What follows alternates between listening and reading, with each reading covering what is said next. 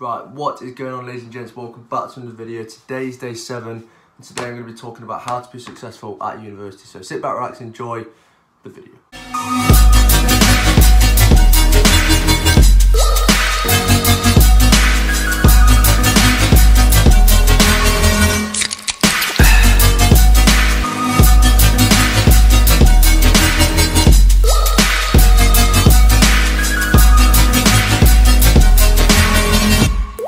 Right, so as you can probably tell, the quality of the video has changed. That's because I'm filming on my phone today, purely down to the fact that I don't have a camera anymore, and I'll explain that at a later date. But today we're going to be talking about how to be successful at university. So I wouldn't necessarily say that I'm successful at university, but I'd say I'm happy, so I class that as being successful. But yeah, I've got a list here of everything that you need, all my advice for being successful at university. So yeah, just going to talk through this, and yes, so number 1 is don't take tutors' feedback to heart. So a lot of the time you will have tutors' feedback that maybe you don't agree with, maybe that you don't think is correct, and it may even impact your whole set of work. So you might have to actually change all of your work if your tutor says that. But a lot of the time, obviously, the tutors are qualified. They've been working in the working field for a long time, so they know what they want and know what universities need. They know what jobs, they know what people need for a degree. So listen to your tutor, very key, and don't take the feedback to heart. Kind of work around them. Maybe if you've got an idea of what you want to do, this is kind of more architecture based, but maybe if you've got a design idea that you really like and you want to go with, and the tutor says something completely different that you don't really like, maybe incorporate both your stuff in, but one key thing is don't take it to heart, because yeah, and also don't completely listen to everything your tutors are saying, purely because you want to have your own design. You don't want a design that your tutor has asked for, if you know what I mean. But do listen to your tutors, because obviously they're the people at the end of the day that are going to be giving you your grade, and then they are marking your work. So obviously the more you do what your tutor wants, probably the better grade you're going to get. But you've got to kind of weigh it up. But yeah, first thing, don't take feedback to heart. So number 2, have other hobbies. So with me, obviously, I have the YouTube, I have training. I always bang on about how going for walks, going to the gym as time off from university. Having other hobbies to kind of take your mind off uni work, because if literally you go to uni and you're purely just doing loads of uni work, you will burn yourself out. And you will just get tired of going to uni and doing all the uni work. So try and have a different hobby, whether that is going to the gym, maybe that's some form of sport, maybe that's fashion, maybe that's, I don't know, anything, what it is. But maybe have a different hobby, just take your mind away from things. And you can go and enjoy things with other people, so you can meet different people on the hobby. Maybe if you're in a social club, you can go and meet other people, and meet like-minded people as well. So having other hobbies is key for being at university. Just so you can kind of relax a little bit more. You can spend more time away from uni. You don't have to keep worrying about uni work. So yeah, have other hobbies.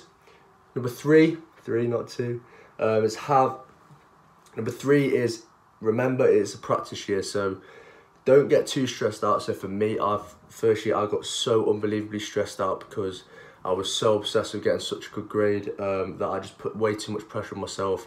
And by the end of the year, I was just absolutely knackered and I just didn't want to do it anymore. And then obviously taking a few months off, I actually refreshed it. But yeah, remember it's a practice year, so don't stress yourself out too much. Obviously you want to have a good grade for personal pride, but don't stress yourself out too much because it is only a practice year. It doesn't actually matter. Technically second year is a practice year as well, for me. So my 3rd year is actually my whole degree year, so pretty much all the work I do in 3rd year is my final grade. So 1st and 2nd year don't actually matter for me. It's just years to kind of just develop your skills, and kind of work towards the 3rd year. So yeah, just remember it's practice year. Don't stress yourself out too much because you'll burn yourself out, like I always keep saying. So yeah, number 4 is aim high. So aim high to avoid failing. So personally for me, I don't know why anyone would settle for just a pass.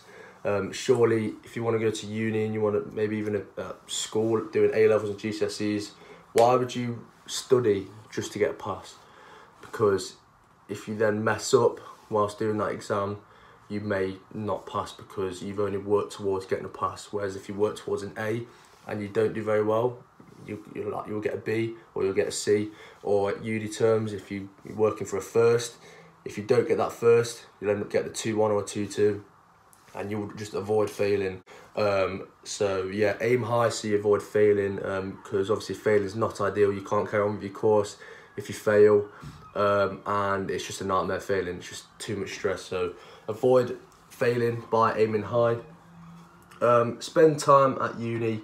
So I think this is a good one. At first year, I spent a lot of time at uni, sat with people to develop skills, to develop social skills, develop more skills in the course, seeing what other people are doing, what other people are getting up to in terms of their studies, and really kind of grow with other people on the course, get to know people. It's really good to have be in groups. So like I already mentioned, I think I mentioned in the leaving home and everything, is finding people that you kind of really get on with, spending time at uni so you can go and socialise. So it's not just you go to uni to do work, you actually go to uni to maybe socialise occasionally as well.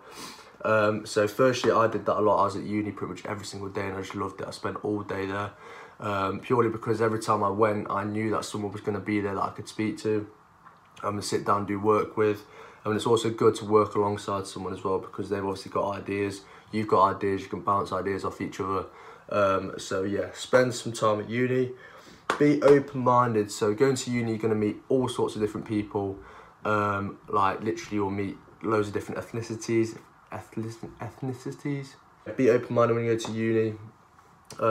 Try not to judge a book by its cover, like what everyone says, because there will be a lot of people that maybe you feel maybe anxious to approach. But honestly, everyone at uni is really nice. You'll get on with everyone.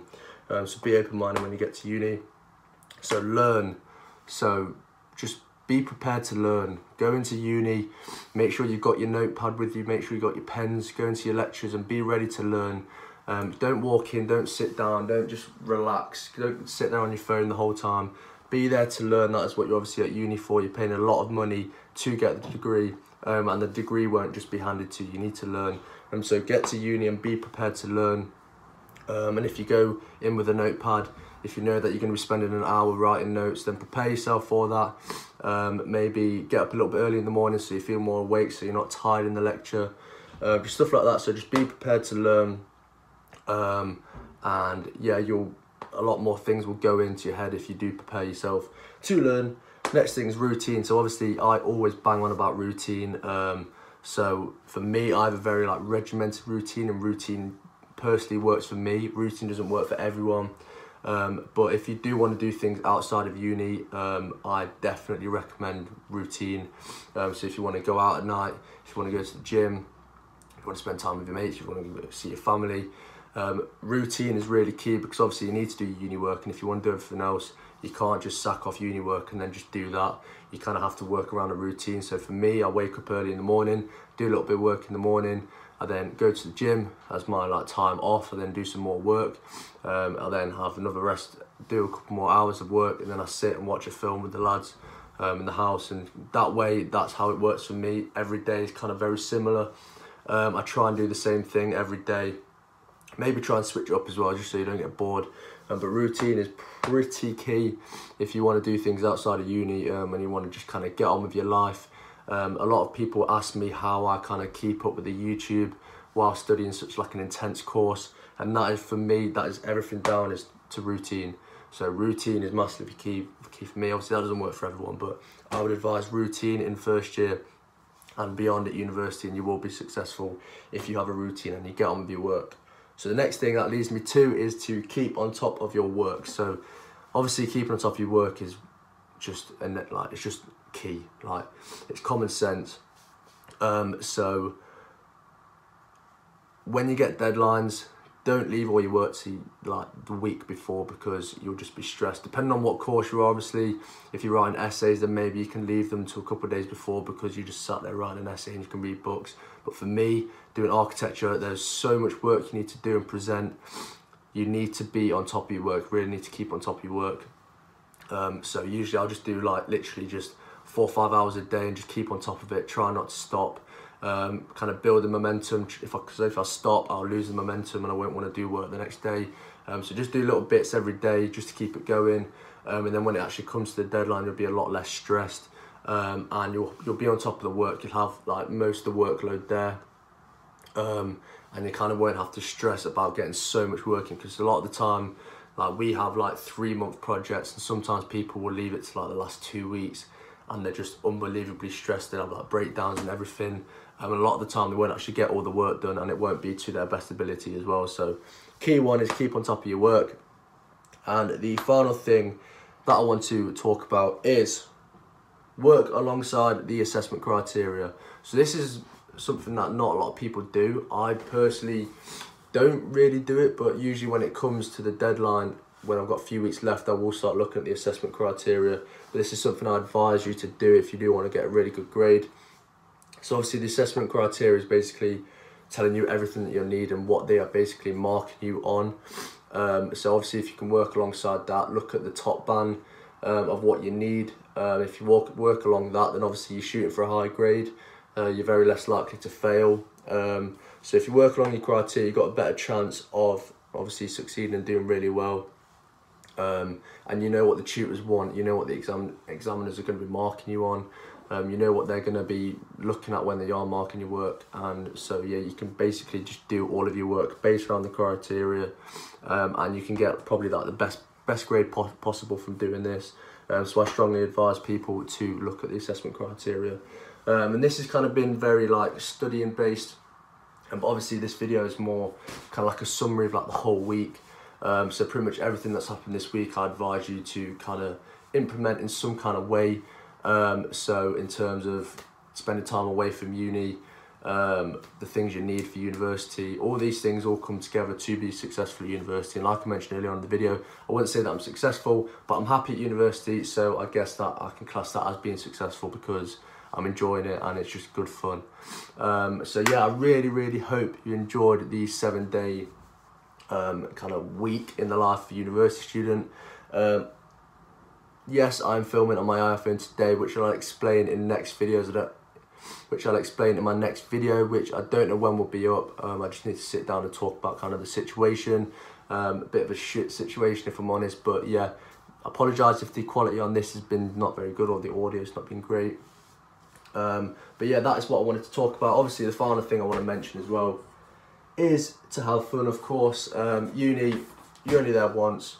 Have fun, make the most of it, enjoy yourself, get the work done, be successful at university, meet new people, meet new friends. So yeah, thank you so much for watching the video, guys. Thank you so much for watching the week. It's been a really good response. My likes and my comments have been through the roof this week. So thank you so much for that. Potentially might be taking a few weeks off. So yeah, thank you so much for watching the video, guys. Make sure you smash the thumbs up button, make sure to subscribe, hit that notification bell, and I will see you